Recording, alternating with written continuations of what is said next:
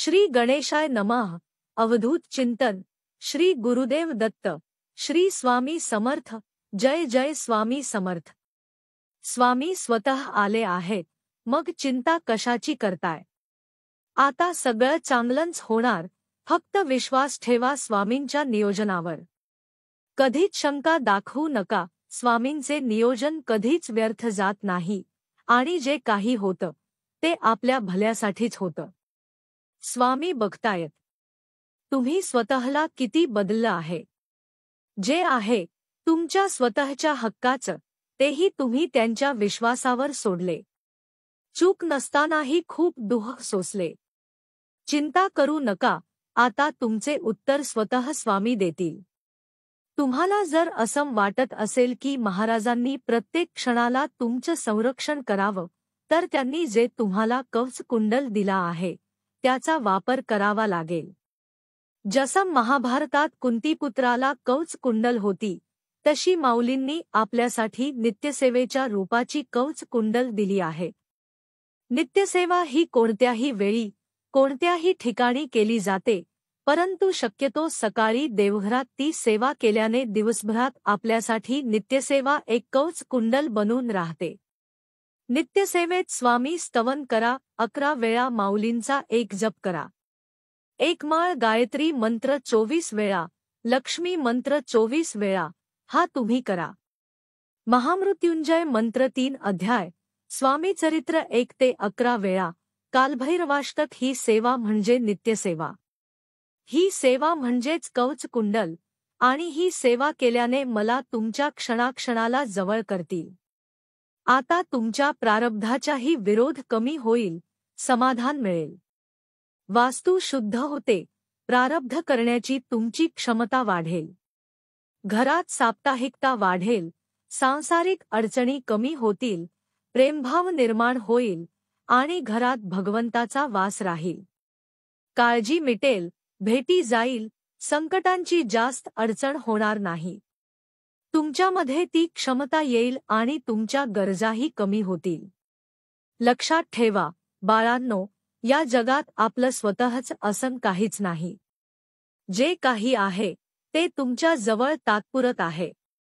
जसं पुत्र ही सुनेची ठेव आहे, जावयाची ठेव आहे, मुलगी तसंच आपलं जीवन ही मृत्यूची ठेव आहे। आपले शरीर सुद्धा स्मशानाची ठेव आहे। म्हणून ही ठेव ज्याची आहे त्याला ती वेळीच परत करा व समाधानी जीवन जगा आणि जगू द्या। आज तुला आनंदाने जगायचा एक सोपा मार्ग सांगतो। जी माणसं हक्काने आपल्याकडे येतात ती परत जाता कामा नये, आणि जी जातात ती आपल्या लक्षात ठेवावीत, पण ती पुन्हा येता कामा नयेत। अडथळे हे तर क्षणिक असतात, पण त्या क्षणात खचून जाता धैर्याने त्यांना सामोरे जाणे गरजेचे आहे। हेच तर आयुष्य आहे। जीवनात जलदगतीने मिळणारे यश आपले व्यक्तिमत्व तयार करत असते। उशिरा मिळत असेल तर चिंता नको, तेही व्यक्तिमत्व तयार करत आहे। लक्षात ठेवा, घरापेक्षा राजवाडा बनायला वेळ लागतो। तसे जर तुमची स्वप्नच मोठी आहेत तर ती पूर्ण व्हायलाही वेळ लागणारच। लक्षात ठेवा, काहींना डोकं असतं पण मेंदू नसतो, म्हणून थोड्या घर्षणाने ती काडी पेटते आणि स्वतः जळते। परंतु आपल्या जवळ डोकं आहे आणि मेंदू सुद्धा, मग आपण लहानशा गोष्टींवरून पेटून उठतो। शांत रहा, स्वतःच घर्षण करून पेटण्यापासून सावध रहा, कारण बाळा, जीवन जगण्यासाठी आहे, जळण्यासाठी नाही। स्वामी समर्थ। जर तुमचा या शक्तीवर विश्वास असेल तर आत्ताच आपल्या चॅनलला सबस्क्राईब करा आणि एक लाईक करायला विसरू नका। लक्षात ठेवा, तुमचा एक लाईक प्रेरणा देतो आणखी स्वामी संदेश बनवण्यासाठी। बाळा, प्रत्येक गोष्टीचा हट्ट धरलास तर लक्षात ठेव, भिंतीवरील सुंदर फोटोचा भार एक खिळा सांभाळतो, परंतु लोक मात्र कौतुक त्या टांगलेल्या फोटोचेच करतात। जीवनाचं देखील असंच असतं। केलेल्या कामाचं श्रेय तुला मिळेलच असं नाही। त्यामुळे जीवन जगताना कायम 2 गोष्टी तू कधीही संपू देऊ नकोस, मनाचं बालपण आणि अंतःकरणातलं देवपण. हे संपलं की माणूस संपतो. आयुष्यात एकच ध्येय ठेवायचं, हरलो तरी चालेल, पण मैदान सोडायचं नाही, कारण मावळलेला सूर्य पुन्हा उगवतो. हे कधी विसरायचं नाही, बाळा. कधीही इथे प्रत्येकाला गर्व आहे, असं समजू नकोस, कारण ते सर्व व्यर्थ आहे. अरे, वेड्या, कोणा वाचून कोणाचेही अडत नाही. आदर कर सर्वांचाच, हाच खरा स्वामींचा धर्म आहे. प्रेमाने जोडलेली चार माणसं, त्यासाठी लागणारे 2 गोड शब्द, हे वैभव ज्याच्या जवळ आहे, तोच मनुष्य या जगात खरा श्रीमंत आहे. खूप प्रयत्न केले, पण तरीही संकट दूर होत नाहीत. छोटासा उपाय आहे, तो करून बघा. नियमितपणे औदुंबर प्रदक्षिणा केल्याने निश्चितच मन शांत होऊन एकाग्रता वाढते. एकाग्रता वाढल्याने आध्यात्मिक प्रवास अचूक ठरतो. औदुंबर हा साक्षात दत्त आहे, श्री नरसिंह स्वामी आहेत, त्यांचा वास असतो. म्हणून आपण प्रदक्षिणा केल्याने श्री दत्त महाराजांचा आशीर्वाद प्राप्त होतो. बाहेरील बाधा हृदय विकार प्रमाणे रामबाई उपाय ठरतो, म्हणजेच औदुंबर प्रदक्षिणा हा कल्पवृक्ष श्रीमखातून आला आहे. जी अडलेली अशक्य कामे औदुंबर पद्धतीने मुळात सिद्ध होतात. संकल्प करा व श्रद्धेने औदुंबराची सेवा करा, बघा प्रत्येक गोष्ट कशी शक्य होते. ते असं असतानाही तुमच्या गुरूंवर पूर्ण विश्वास, श्रद्धा आणि भक्ती ही असलीच पाहिजे, कारण त्याच्या केवळ अस्तित्वाने सर्व काही शक्य होत असतं. अध्यात्मात वाटचाल करा, त्यामुळे गुरूंचे मार्गदर्शन अत्यंत आवश्यक असते. गुरुविना ज्ञान, शांती नाही, आणि शांती विना आनंद नाही. आपण गुरुची सेवा जेवढी अधिकाधिक करू, तेवढे अधिक चैतन्य आपल्याला मिळेल. गुरुने विचारलेल्या प्रत्येक शब्दात संपूर्ण मानव जातीचे कल्याण करण्याचे सामर्थ्य आहे. आयुष्यात कधीही काही मागायचं असेल, तर गुरूंच्या चरणावर हात ठेवून बघा. गुरुचे चरणकमल म्हणजे प्रत्यक्षात संकल्प पूर्ण करणारा चिंतामणी आहे. पण तरीही एक गोष्ट लक्षात ठेवा, मी तुमच्या आयुष्यातलं तेच दुःख कमी करू शकतो, जे तुमच्यावर दुसऱ्यांनी लादलं आहे. पण तुम्ही स्वतःच्या कर्माने जे दुःख ओढवून घेतलं, त्यातला एक कणभरही मला कमी करता येणार नाही. म्हणूनही तुम्ही स्वच्छ रहा, बाकी बघायला मी तयार आहे. व्यापार बंद पडला असेल किंवा भांडवल असूनही व्यापार होत नसेल, तर अशा वेळी व्यापारामध्ये यश येण्यासाठी पुढील प्रभावी सेवा नक्की करावी. पाणी घेऊन ओम नमः शिवाय या मंत्राचा 108 वेळा जप करावा. त्यानंतर बघा, तुमचे प्रत्येक काम कसे यशस्वी होते. ते माझ्यासाठी खर्च करून तर बघ. कुबेराचा भांडारा उघडला नाही, तर बघ. तुझ्यासाठी कुटुंब वचने बघून मी तुझ्यावर पाऊस पडला नाही, तर बघ. माझ्याजवळ येऊन तर बघ, तुझ्यावर लक्ष ठेवलं नाही, असं म्हणणार नाहीस. माझी गोष्ट लोकांना सांगून तर बघ, तुला मौल्यवान बनवलं नाही, तर सांग. माझ्या चरित्राचे चिंतन करून तर बघ, ज्ञानाचे मोठे तुझ्यात भरले नाही, तर सांग. मला तुझा बनवून तर बघ, तुला सर्व बंधनातून मुक्त करीन. आणि जर नाही केले, तर सांग. माझ्यासाठी दुःख काढून तर बघ, तुला कीर्तिवान बनवलं नाही, तर सांग.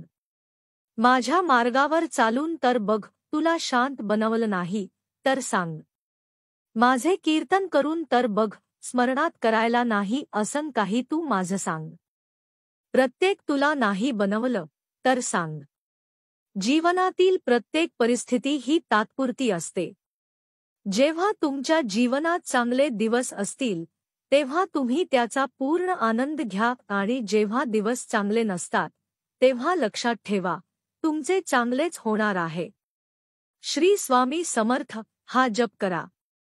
तुमचा या शक्तीवर विश्वास असेल, तर आत्ताच आपल्या चॅनलला सबस्क्राईब करा. आणि एक लाईक करायला विसरू नका.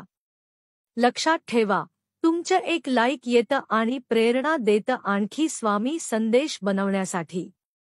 तुमचे कर्म वादळ निर्माण करत असतील, धर्माची दार आपोआप उघडतील. स्वतःची वाट स्वतःच बनवा. ती वाट दाखवायला लोक येणार नाहीत. ते वाट लावायला बसले आहेत. तुझ्या वाटेचे दुःख तू बघ, ते संपवला आहे. तुला मिळणार. तुझ्या कर्मांवर विश्वास ठेव. अपेक्षेपेक्षा जास्तच मिळणार. स्वामींना सर्व ठाऊक आहे. स्वामींपासून काहीही लपलेले नाही. तुम्ही कशासाठी आणि किती वेळ पाहत असाल, मला आयुष्याच्या वाटेवरचा प्रवास कधीच ठरवून करता येत नसतो. जशी वळण येतात तसे वळा लागते.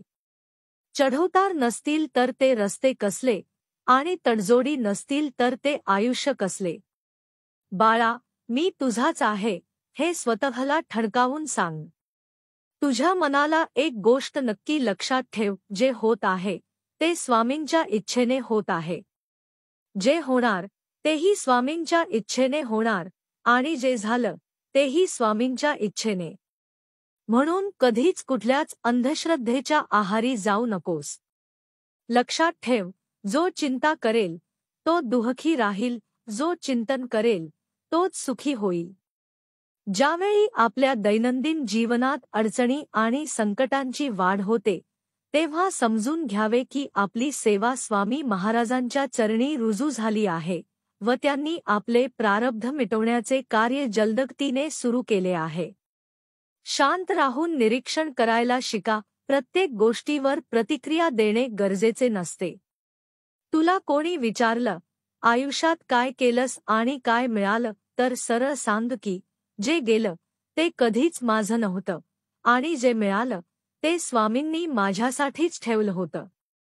तेव्हा समोर उभा राहून तुम्ही काय मागता यापेक्षा देवाकडे पाठ असताना तुम्ही कसे वागता यावर भरपूर गोष्टी अवलंबून आहेत. तुमच्या आयुष्यात सुख येणार की दुःख हे तुमचे कर्म ठरवणार. बाळा, सर्वात मोठ्या निराशेनंतरही ते मिळत असते, त्यामुळे असं खचून जाऊ नकोस. पण लक्षात ठेव, सूर्याच्या आणि पळणाऱ्या घोड्याचे चित्र भिंतीवर लावून प्रगती होत नसते. प्रगती करण्यासाठी सूर्योदयाच्या आधी उठून घोड्याच्या वेगाने कष्टाची जोड द्यावी लागेल. एकदा काही वेळ आली की तुझी कामे पटापट होतील, पण ती वेळ मात्र यावी लागते.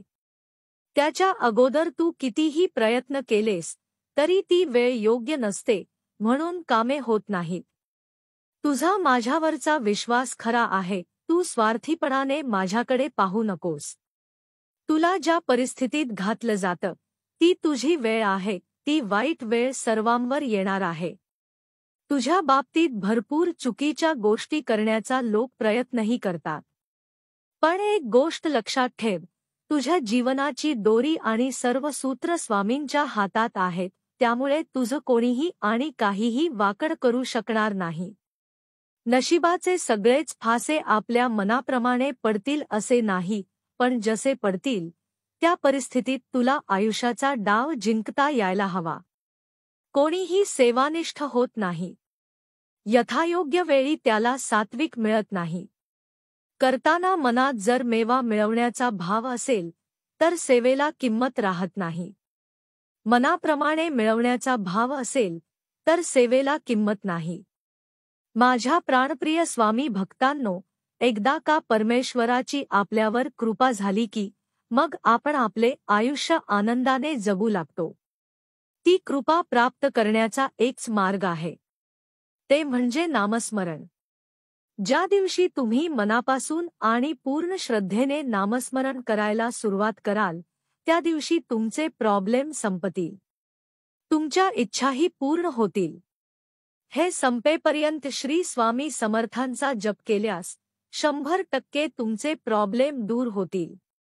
हीच उडी तुम्ही सोबत घेतल्यास तुमची सर्व कामे मार्गी लागतील. कुठल्या दिवसाची सुरुवात स्वामी नामाने करा. दिवसभर कोणतेही समस्या, प्रॉब्लेम तुमच्या अवतीभोवती फिरकणार नाहीत. एवढी ताकद स्वामींच्या नामस्मरणात आहे.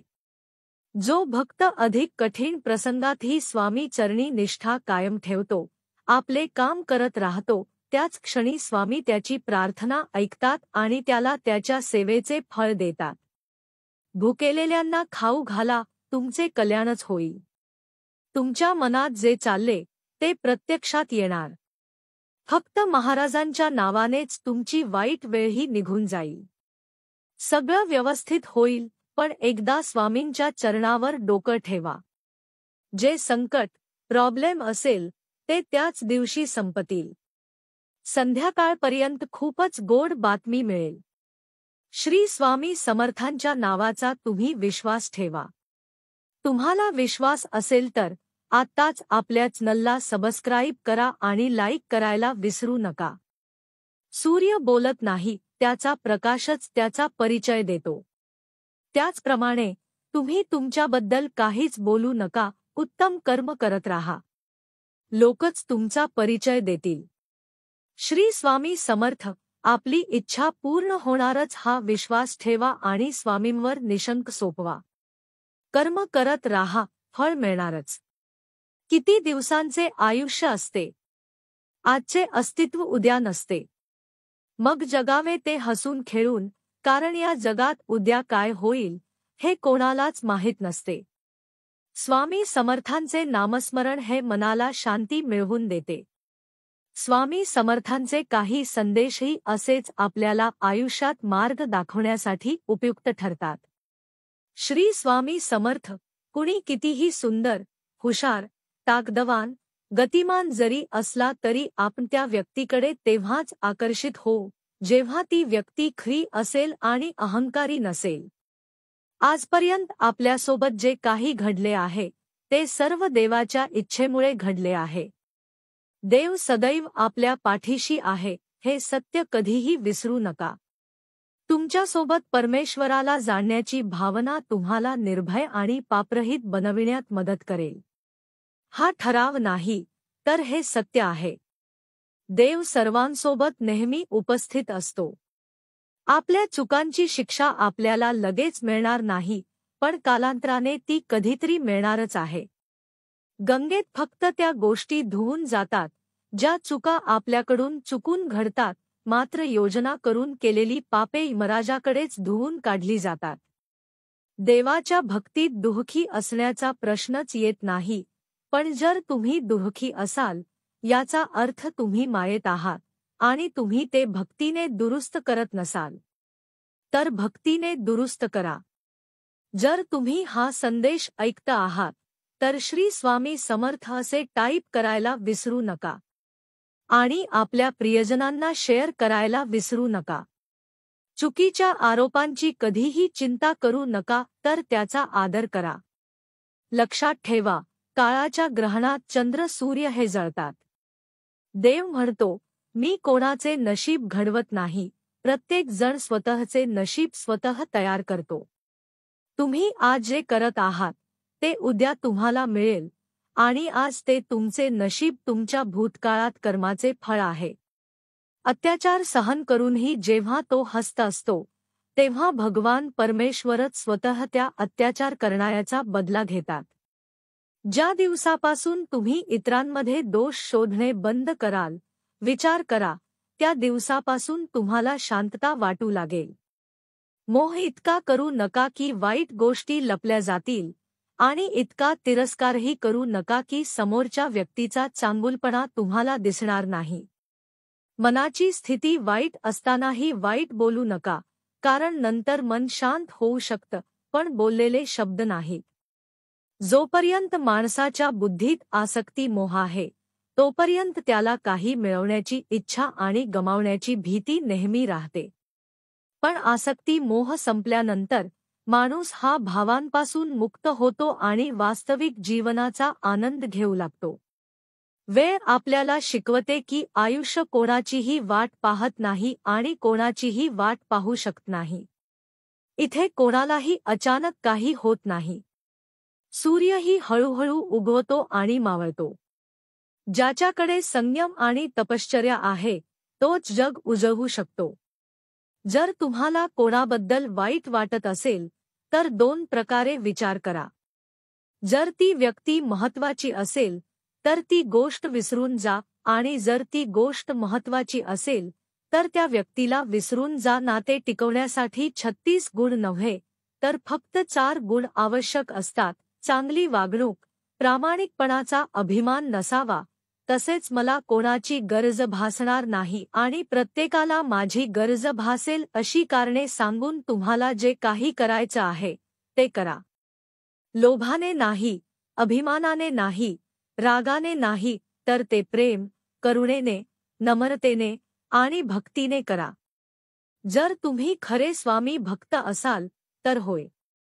स्वामी, देवा, येणारे आशीर्वाद मी स्वीकार करतो असे टाईप करायला विसरू नका. चारित्र्य हे झाड आहे आणि प्रतिष्ठा, कीर्ती आणि आदर ही त्याची सावली आहे. पण गंमत अशी आहे की झाडाची फार कमी लोक काळजी घेतात, मात्र सावली सर्वांनाच पाहिजे असते. प्रत्येकालाच त्याची गरज असते. कधी कधी इतरांच्या कृतीने मन थरथरत असते. संयम सोडण्याची संधी येते, परंतु अशा वेळी संयम राखणे आणि मनावर नियंत्रण ठेवणे अधिक आवश्यक आहे. देव म्हणतो की ज्याचा भक्तीवर विश्वास नाही ते मला प्राप्त करू शकत नाहीत. म्हणून तो या भौतिक जगात जन्ममृत्यूच्या मार्गावर परत येत राहतो. जीवनाची समानता ओळखा आणि ती तुमची आहे याचा अर्थ तुम्हाला कळेल. म्हणूनच दुःख शिवाय सुखाची किंमत समजू शकत नाही. ज्यावेळी तुम्ही फक्त सुख अनुभवला होता त्यावेळी दुसऱ्यासाठी ते दुःख डोंगरासारखे वाटत होते. असे दिसून येते की तो फक्त काही काळ मोहित होऊ शकतो. मन जिंकण्यासाठी साधे आणि सोपे असणे आवश्यक आहे. जी माणसे मनाने खरी आहेत ती कदाचित एकटे राहतात, पण देव त्यांना नेहमीच साथ देतो. सत्य बोलणाया आणि योग्य मार्गावर चालणायाला जग नेहमीच वाईट मानते. माणसाला देवाकडून लाखो करोड इच्छा असतात, पण जेव्हा तो मंदिरात जातो तेव्हा त्याला खिशात काही चिल्लर दिसतात. दिवसाच्या सुरुवातीला आपल्याला पैसा हे जीवन वाटते, पण संध्याकाळी घरी परत आल्यावर शांती म्हणजे जीवन असे वाटते. संकटाच्या वेळी कोणाकडे मदत मागितली तर विचार करूनच मागा, कारण संकट कमी कालावधीचे असू शकते आणि त्याचे उपकार आयुष्यभर राहतील. तुमचा स्वभाव नेहमी सूर्यासारखा ठेवा, उगवण्याचा गर्व नाही आणि मावळताना भीती नाही. चांगले करण्याचा प्रयत्न करा, देव तुमचे सर्व संभ्रम दूर करेल. भक्ती आणि श्रद्धा इतकी असावी की तुमच्यावर संकट आले तर चक्क परमेश्वरच काळजीत पडेल. फक्त स्वतःचे हित नाही तर इतरांच्या भावना लक्षात घेऊन घेतलेले निर्णय सर्वोत्तम आहेत. खूप सरळ असणे देखील चांगले नाही, कारण सरळ झाडे जंगलात आधी कापली जातात. जर देवाची तुम्ही पूजा करता, तुम्हाला देवावर प्रेम आहे, तर समजून घ्या की तुम्ही देवाला निवडले नाही, तर देवाने तुम्हाला भक्ती करण्यासाठी, स्वतःवर प्रेम करण्यासाठी निवडले आहे. कारण त्याच्या इच्छेशिवाय कोणीही त्याची पूजा करू शकत नाही. तसे असेल तर तुम्ही भाग्यवान आहात. भक्तीमध्ये गुंतल्याशिवाय सर्व कर्मांचा त्याग करून कोणीही सुखी होऊ शकत नाही, परंतु भक्ती सेवेत गुंतलेली विचारधारा असलेली व्यक्ती लवकरच परमात्माला प्राप्त करू शकते. कधी कधी देव तुमची परिस्थिती बदलत नाही, कारण त्याला तुमचे विचार बदलायचे असतात. देवाकडून काही मागायचं असेल तर सुबुद्धी मागितली पाहिजे, कारण बाकी सगळं आपोआप मिळत जाईल. जेव्हा तुम्ही तुमच्या चिंतेचे विश्वासात रूपांतर कराल तेव्हा मग देव तुमच्या संघर्षाला आशीर्वादात रूपांतरित करतो. कितीही अडचणी आल्या तरी नेहमी हसत राहा. एक दिवस आयुष्यही थकून जाईल तुम्हाला त्रास देऊन. देव म्हणतो की तू मला जमिनीवर आकाशामध्ये शोधू नकोस. जर तुझ्या हृदयात मी नाही तर मी कुठेच सापडणार नाही. देवा, तुम्ही दिलेल्या आशीर्वादाबद्दल मी तुमचे आभार कसे मानू. देवा, मला नाही कळत काय मागायचं ते, मात्र तुम्हाला आपल्या भक्तांसाठी देण्याची प्रत्येक पद्धत माहिती आहे. सुखी जीवनाचे 3 मूलभूत मंत्र म्हणजे आत्म्याला सत्य साफ ठेवा, या जगाला क्षमा करत राहा आणि भगवंताचे सत्य स्मरण करत राहा. देवा, इतकेही प्रेम करू नकोस की मी विथून जाईन. थोडा रागव माझ्यावर की मी त्यामुळे सुधारेन. सगळे म्हणतात पैसे सोबत ठेवा, अडचणीच्या काळात कामी येतील. पण मी म्हणतो देवावर विश्वास ठेवा, वाईट वेळ येणार नाही. हृदयात कितीही वेदना असो तरीही हसत राहा. चांगुलपणा आपल्यात नसून आपल्याला पाहणाऱ्यांमध्ये आहे. अन्यथा एखादी व्यक्ती सर्व जगासाठी दोषांचे भांडार आणि दुसऱ्यासाठी चांगुलपणाचे भांडार कसे असू शकते. आपल्यामध्ये नेहमीच चांगली शक्ती आणि क्षमता असते. म्हणूनच तुमचे यश टिकवून ठेवण्यासाठी तुम्ही स्वतःमध्ये सुधारणा करत राहायला हवी आणि तुमची क्षमता वाढवण्याचे काम करत राहिले पाहिजे. जेव्हा एखादी व्यक्ती वाईट भावनांनी काही करते तेव्हा दुःख त्याच मार्गाने त्याच्या मागे येते. सर्वोत्कृष्ट तो आहे ज्याच्याकडे खंबीरपणा आहे पण राग नाही, बोलणे आहे पण कटुता नाही, दयाळूपणा आहे पण दुर्बलता नाही आणि ज्ञान आहे पण अहंकार नाही. जीवन हे चित्रासारखे आहे. आशेने रेषा काढा, सहिष्णुतेने चुका पुसून टाका, संयमाने आणि प्रेमाच्या रंगांनी ब्रश रंगवा. दुःखाने भरलेल्या या जगात खरी संपत्ती पैसा नसून आशीर्वाद आणि समाधान आहे. कमाईची व्याख्या केवळ पैशाने ठरत नाही, तर अनुभव, नाते, प्रेम, आदर हे सर्व कमाईचे प्रकार आहेत. कधी एकटं फिरावं लागतं तर घाबरू नका, कारण स्मशानभूमी आणि सिंहासनावरचा माणूस एकटाच असतो. साध्या स्वभावाच्या माणसाला कमकुवत समजण्याची चूक करू नका. साधेपणा ही त्यांची संस्कृती आहे. परिस्थिती बदलणे आपल्या हातात नाही असे वाटत असेल तर त्यावेळी मनाची स्थिती बदलण्याचा प्रयत्न करा. सर्व काही नाही पण बरेच काही तुम्हाला अनुकूल होईल.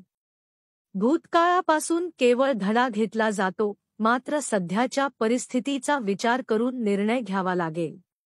तुम्ही या गोष्टीशी सहमत असाल तर माझा देवावर पूर्ण विश्वास आहे असे टाईप करा. स्वामी प्रिय भक्तांनो, स्वामी तुमच्या सर्व चांगल्या इच्छा पूर्ण करू देत, तसेच तुमच्या आयुष्यातील सर्व दुःख नष्ट करू देत. ही महाराजांच्या चरणी प्रार्थना करते.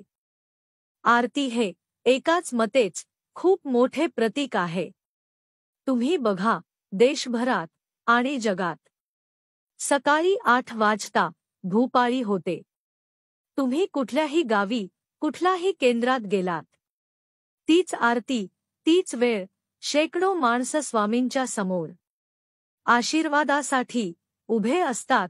दुपारी 10:30 वाजता स्वामींची आरती ऐकण्यासाठी, म्हणण्यासाठी हजारो जण आरतीची वाट बघत असतात. मिळालेली ऊर्जा निश्चितपणे आपणाला खूप मोठं अभ्यदान देऊन जाते. आणि सायंकाळी 6:30 वाजता मोठ्या संख्येने हजारो भाविक नजीकच्या सेवा केंद्रात जाऊन आर्थिक उपस्थिती लावतात. दिवसभराच्या उपक्रमात गावपातळी ते देशपातळी असणाऱ्या सर्व केंद्रांवर देशात असणाऱ्या 150 कोटी पैकी असंख्य कोटी स्वामी पुढे उभे राहत असतात. याचा आपण हिशोब करा. त्यावरून आपल्या लक्षात येईल आपल्यासारखे असे असंख्य सेवेकरी स्वामींच्या सागरात आहेत. या सर्वांनी एका कुटुंबात सारखं वागलं. देशासाठी, भारत मातेसाठी आपण एका विचाराने, एका दिलाने आलो. सर्वांनी एका सुरात पर्जन्य सुक्त. जर देशात म्हटलं, येणारा पाऊस नक्की येईल. म्हणून आपणाला कळकळीचा निवेदन आहे. पाऊस येण्यासाठी तमाम मानव जातीने, तो कुठल्या जाती धर्माचा, याचे घेणे देणे स्वामींना नाही. स्वामींपुढे एक जात आहे, मानव नावाची. एक जात आहे आणि माणुसकी नावाची. एक संस्कृती आहे, त्यालाच सेवेकरी स्वामी म्हणतात. म्हणून आपण त्या हिशोबाने स्वभावात बदल करा. अनेक जातीचे, धर्माचे, विचाराची माणसं तुमच्याकडे येतील.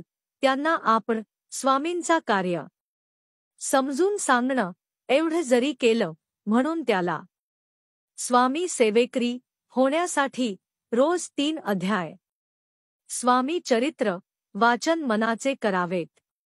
रोज 11 माळा श्री स्वामी समर्थ जपाच्या करायला लावाव्यात. यांना माळ घेऊन जप करणे शक्य नाही त्यांनी दिवसभराच्या कालखंडात निदान जेवढा वेळ मिळेल 15 मिनिटे 20 मिनिट 1 तास तेवढा स्वामींचा जप करावा. आमच्या महाराष्ट्रामध्ये आणि ग्रामीण भागात ग्रामीण भारतामध्ये अगरबत्ती भगिनी लावतात स्वयंपाक करता करता. अगरबत्ती संपेपर्यंत स्वामींचा जप करतात. त्यांना एवढे चांगले अनुभव आलेत स्वामींचा म्हणून आपणास सर्वांना कळकळीचा निवेदन आहे 1 अगरबत्ती संपेपर्यंत जर आपण स्वामींची सेवा केली आणि अगरबत्तीची जी रक्षा पडेल डिशमध्ये ते आपल्या हट्टी तापट आजारी विकलांग बाराखडीचे लोक घरात असतील त्यांना ते लावली किंवा पोटातून दिली सुंठे वाचून खोकला देत तुम्हाला काही करायची गरज नाही. जगात यापेक्षा सोपा मार्ग कुठे नाही. म्हणून यात सबक सांगण्याचा प्रयोजन नाही. आपले बरेच लोक बसने प्रवास करतात, विमानाने करतात, रेल्वेने करतात. मनाला काय काम नाही. मनाला जर आपण प्रवास संपेपर्यंत स्वामींचा जप केला तर शेकडो माळा होतात. 1 तासात 25 ते 30 माळी होतात. शांतपणे जप केला तेवढा वेळ नुसार जर आपण आपलं मन त्यात अडकवलं तर मन कधी अशुद्ध होत नाही. म्हणून या अविचल मनाजीराव वाढणार. स्वामी सेवेच्या विवेकांमध्ये अडकून ठेवलं तर पुढच्या ज्या काही घटना आहेत चुकीच्या त्या घडणार नाही. म्हणून आपण याची कृपया खात्री बाळगावी. म्हणून हे जे स्वामी कार्याचं अभियान हे आपण जन्मांसात जिथे माणूस भेटेल तिथे आपण पोहोचवा. आपणच त्याच्याशी बोलावे. जरी आपल्याशी बोलला नाही आपण त्याची पण पोस्टमन काम करा. त्याला प्रसार यंत्रणा म्हणतात, प्रचार यंत्रणा म्हणून. त्या दृष्टीने आपण प्रचार यंत्रणेमध्ये या कार्याच्या आपण आधी अभ्यासक नंतर उपासक व्हावे.